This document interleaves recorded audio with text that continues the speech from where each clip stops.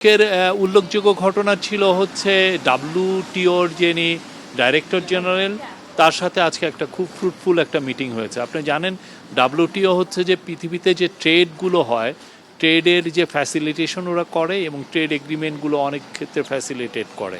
তো এই trade agreement, এই WTO এর ইম্পর্টেন্সটা সাউথ এশিয়ান মানে আমরা যারা LDC আছি বা গ্র্যাজুয়েশন করছি তাদের জন্য খুবই ইম্পর্টেন্ট।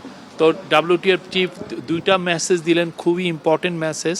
প্রথম মেসেজ হচ্ছে যে বাংলাদেশকে ওনারা হেল্প করবেন স্মুথ যাতে WTO LDC থেকে বাংলাদেশের গ্র্যাজুয়েশন হয়। বাংলাদেশ গ্র্যাজুয়েশন করতে চাচ্ছে মিডল ইনকাম কান্ট্রি হিসাবে, তো সেখানে কিছু কিছু সমস্যা তৈরি হতে পারে, বিশেষ করে যে সমস্ত কান্ট্রিতে, বিশেষ করে ইউরোপে আমরা এভরিথিং বাট আর্মসের আন্ডারে ডিউটি ফ্রি অ্যাক্সেস পাচ্ছি।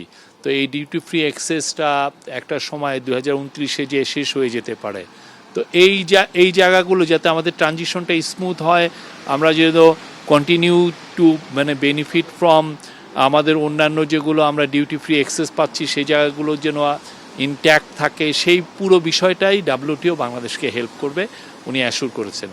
আরেকটা ইম্পর্টেন্ট জিনিস হচ্ছে যে গ্লোবালি যে ম্যানুফ্যাকচারিংয়ের ডিসেন্ট্রালাইজেশন হচ্ছে। আপনি ম্যানুফ্যাকচারিং একসময় খুবই ফার ইস্টার্ন ন্যাশন বা চায়নাতে কনসেন্ট্রেট করছিল, তো ওইখান থেকে অনেকে রিলোকেট করছেন।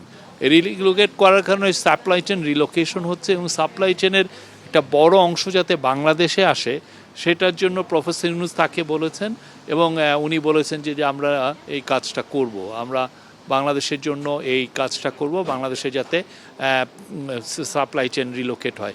ইনফ্যাক্ট উনি কিন্তু সরাসরি বলেছেন যে ওনারা অলরেডি বলেছেন অনেককে অনেক বিগ বিজনেসকে পারসুয়েট করছেন যে তারা যেন বাংলাদেশে রিলোকেট বাংলাদেশের জন্য তাদের সাপ্লাই চেনটা রিলোকেট করে।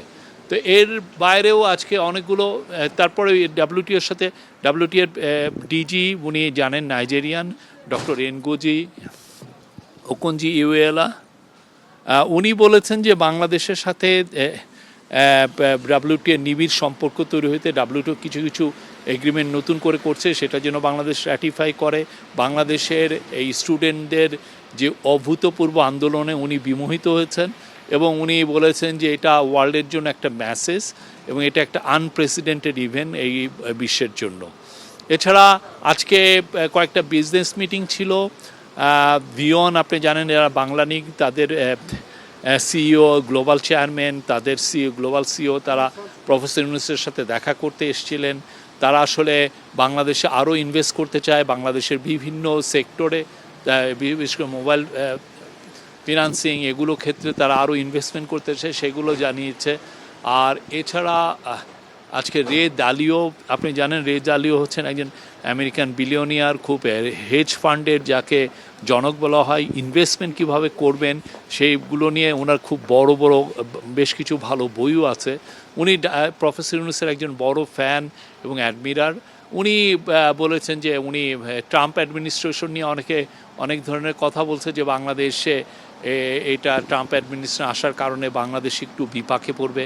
উনি এটা উড়িয়ে দিলেন যে এগুলো ট্রাম্পের ফোকাসটা আসলে বাংলাদেশের মতো দেশগুলোর জন্য না, বরঞ্চ আমরা মনে করছি, এটা আমাদের তরফ থেকে আমরা মনে করছি যে ট্রাম্প অ্যাডমিনিস্ট্রেশনে যেহেতু চায়নায় ফোকাসড এবং চায়নার উপরে কিছু ট্যারিফ ইম্পোজ হবে, তো চায়নার থেকে অনেক ফ্যাক্টরি, অনেক ম্যানুফ্যাকচারিং, বিশেষ করে যেগুলো লেবার ইন্টেন্সিভ ম্যানুফ্যাকচারিং ইউনিট, সেগুলো বাংলাদেশে রিলোকেট হওয়ার সম্ভাবনা আরও বাড়বে।